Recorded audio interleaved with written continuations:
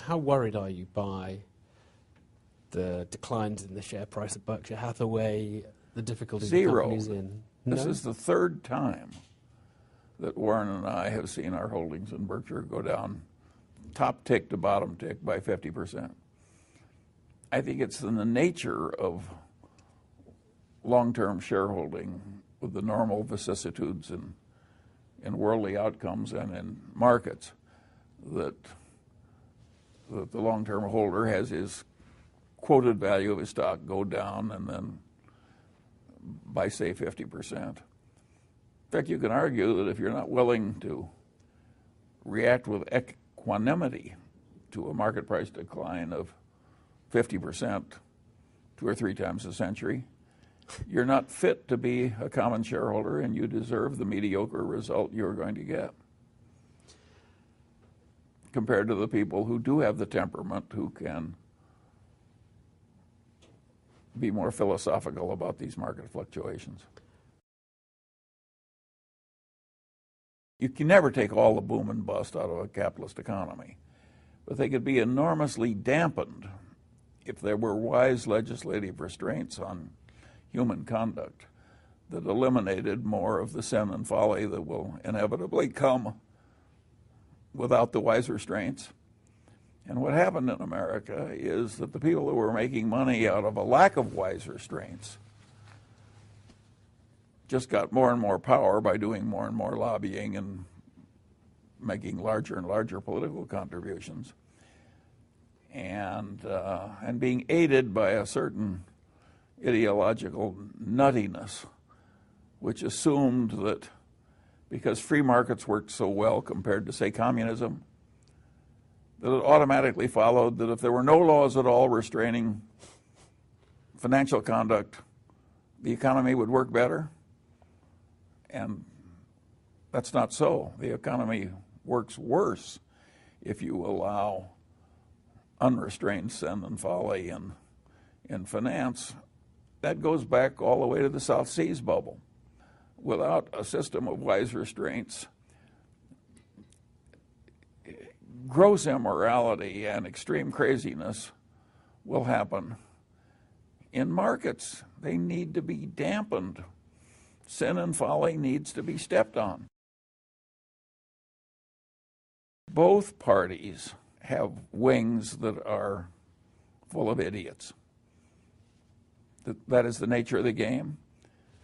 And the reason it's worked as well as it has is that the people in the middle have sort of over time tuned out the idiots on both sides. But every once in a while, the idiots get in control. And of course, that has terrible consequences. So you're really That's the nature of the system. You're thinking of the last 10 We went 15 way years. too far in financial deregulation. And people were making so much money, and the economy was doing so well because it was being puffed up by this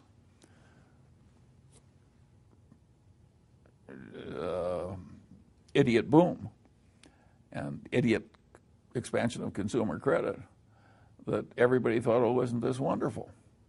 And of course, it was. Your life for the next 3 weeks would be more pleasant if you went on heroin, but it would totally destroy you over the long pole. And that's what an economy does when it allows itself to be seduced by the potential for an idiot boom into allowing all this gross immorality and this craziness to take over.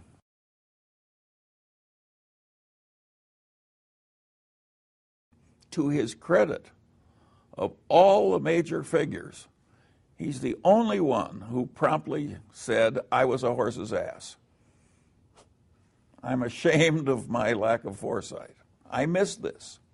Who else but Alan Greenspan is talking that way? So in my book, he's sort of a hero in that it is hard at his age to look back at a career as distinguished as his, with as much success and adulation, and basically say, I was a horse's patoot. And that's what he's done. So To me, he's a hero. We need more of that sort of thing. Wall Street attracts and rewards what I call a locker room culture. There are a lot of people who just have to win at football or soccer or something like that.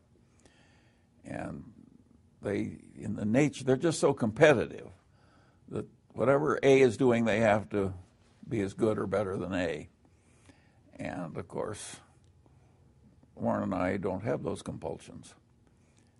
And I would rather live my way than theirs. They do enormous damage to the rest of us with their damn locker room culture that has to win. And is not very squeamish about what they have to do to win.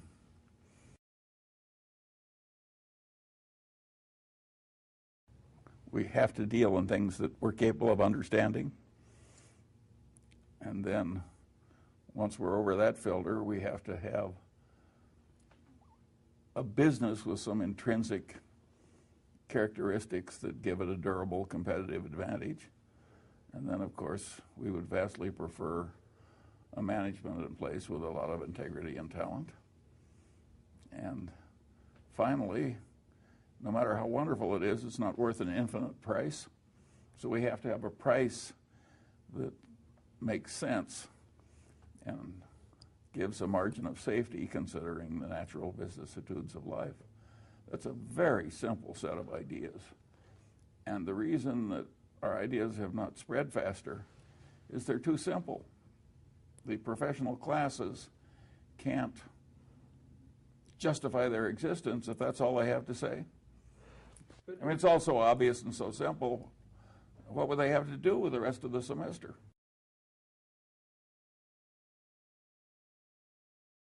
Well, at the time we bought it, it was succeeding mightily on multiple fronts, and it was cheap in relation to what was plainly going to happen. That was a valuable insight. There are times when even a company as big as Coca-Cola is too cheaply priced by the market, considering what it's going to do for the shareholder. And there are times when we can figure that out, and there are times when we can't. And the times when we can figure it out, we tend to go in heavily. For many, many months, we were buying as much Coca-Cola as we could buy, roughly a third of the volume trading, every day for months. So we were very aggressive in buying into Coca-Cola. We have the mindset of the person that's buying the whole business at the price you would realize by multiplying the price we're paying by share by the number of outstanding shares.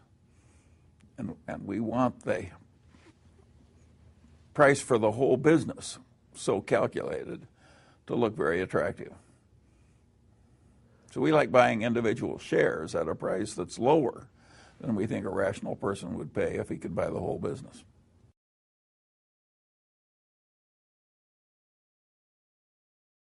Warren would have been a huge success if Charlie Munger had never lived. How often do you speak to him? Well, in the early days, it was almost every day, and now it's maybe once a week. Only once a week? Yeah. Not very much. But sometimes it's a long conversation. You and Warren are very much a double act in the chairman and vice chairman of the company. At some point, you want to probably retire, don't you? Step down, rest a bit? Well, I don't think either of us wants to quit except as the laws of physiology force it. And that, no doubt, will be soon on us. But